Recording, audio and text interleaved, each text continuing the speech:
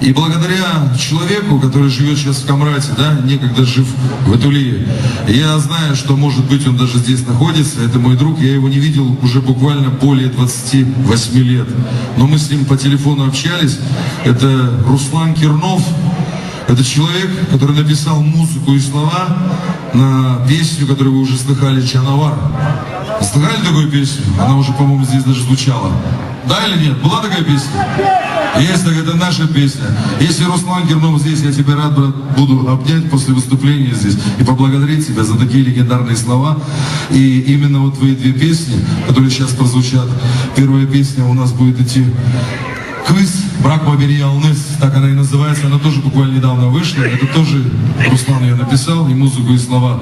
И я имел честь ее на своей студии записать, сделать аранжировку, и сегодня здесь исполнить гагаузский шансон в двух песнях, которые есть благодаря Руслану у меня уже в репертуаре. Слова и музыка Руслана Кернова, «Брак Мабери Алмес». Поехали!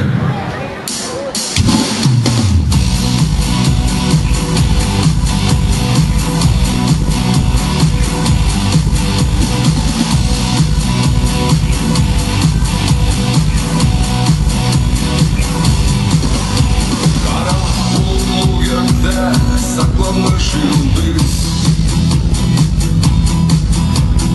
Biz bu gece ikimiz içeride şartsız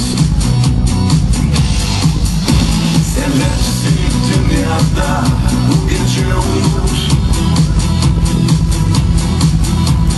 Son o sevdamıza ver umut Bırakma beni yalnız Ver bana ver yardım Olma yarım cansız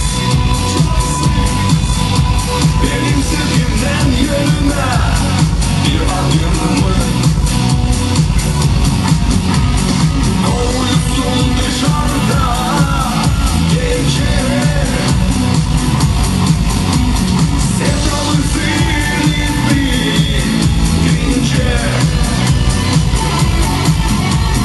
Onu korusun yıldız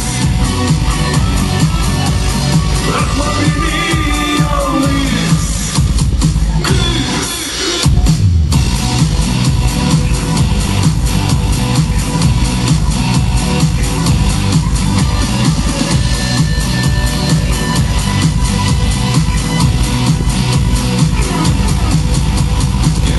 Saklanmış bizi uzaklı evde Bütün dünyada santiz bizim sevda Unut sen kavgaları kendini affet Tek o sevdamıza ver kısmet